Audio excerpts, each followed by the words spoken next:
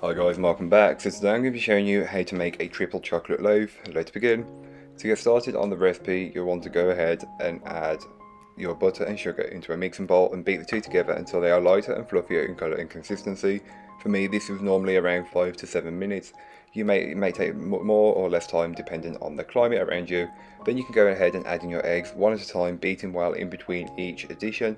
And you don't want to add them all at once, as otherwise you'll scramble the mixture and it won't aerate properly. So that's why you add the eggs one at a time.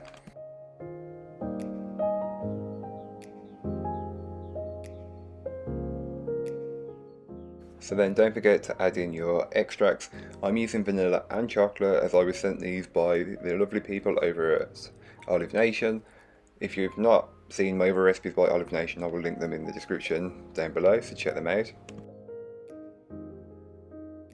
So now all of your eggs and extracts have been added. You can go ahead and give the bowl a good scraping down, and this is just to incorporate any bits that may not have been fully worked in from earlier on.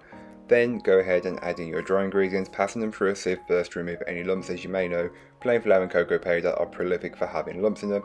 If you do find any lumps, you can either push them through with your hand or you can just discard them.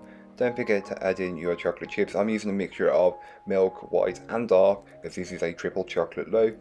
And you'll want to just add all of that in and mix on a low speed to start with, working you up to a medium high speed. And you may need to add a little bit of milk if the mixture doesn't look right, if it's a bit too stiff. Add in a tablespoon of milk at a time until you've got the perfect consistency. For me that was 2, but you may not need to add any. Then you can just mix the batter until it's fully incorporated, and then give the bowl a good scraping down. This is just to incorporate any bits that may not have been fully worked in. So as you can see, there's some flour, and normally around the top and the very bottom of the bowl is where these bits are found, so make sure you get in there and get as much of it out.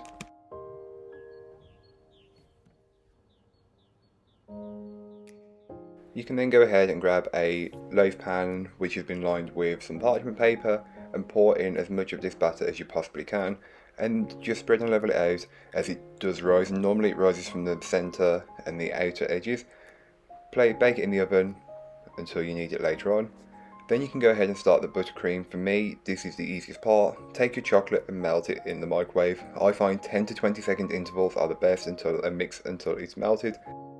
So into your mixing bowl place your butter, then beat it on its own for a while until the mixture is lighter and fluffier in colour and consistency, and this is what you're looking for. It should be much softer and much more pliable. Then you can go ahead and add in your first half of icing sugar, and then you'll just want to mix this on a low speed, as otherwise it will go everywhere in your kitchen and coat everything, and you'll still be finding it later in the day. That's not what you're looking for. So once that's been fully incorporated, you can then go ahead and repeat the process, but first scrape down the sides and the bottom of your bowl just to incorporate any bits of icing sugar that may not have been fully incorporated from earlier on. You can then go ahead and add in the second half of the icing sugar and the cocoa powder, ensuring that you sift the cocoa powder first. This will just remove any lumps that are in the mixture. Then incorporate this on a low speed to start with, working your way up to a medium high, and it should just be very come together and look like a standard buttercream. Mix it for as long as you need to. Then add in your melted chocolate, which isn't hot, it should be cool at this stage but not cool enough to have solidified. Add all of that in and mix until fully incorporated. If you want to, you can also add in some vanilla and chocolate extracts.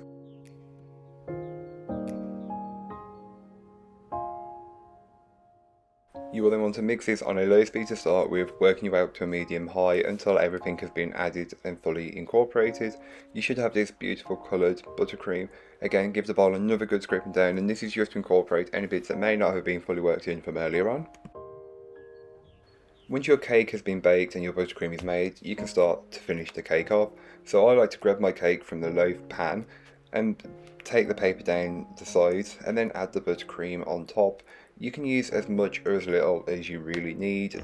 If you're having a cake like this, the sweetness of the buttercream comes through perfectly, as it is quite chocolatey, and too much chocolate can be like overpowering. Add your buttercream on top, smooth and level it off as best as you possibly can, or as much as you want. Actually, you can pipe it on. You could do it in multiple various ways, however you wanted to. I kept it simple and just then scattered over a mixture of milk, white and dark chocolate chips. Again, this is completely optional and you don't have to, but seeing as it's a triple chocolate loaf, there's triple chocolate in the loaf and on top, so why not? Can you ever have too much chocolate? That's the real question here.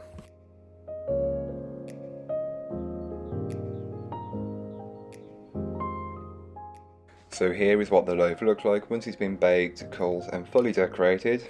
This would be perfect in a coffee shop or, any sort of establishment that you could sell cake, as it would go perfectly with tea or coffee. More coffee, as the chocolate would partner well. Slice a couple of slices up. You can probably get 6 to 8 portions from this, as it's a large loaf.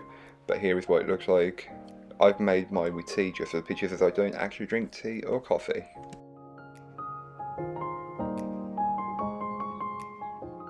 So thank you so much for watching. I hope you enjoyed. If you did, don't forget to like, comment and subscribe for more from me, and I'll be back again soon with another recipe, so join me then. In the meanwhile, don't forget to check out the description. There'll be a link to this recipe, a link to my blog, links to all my social media, so don't forget to go and follow me over on there.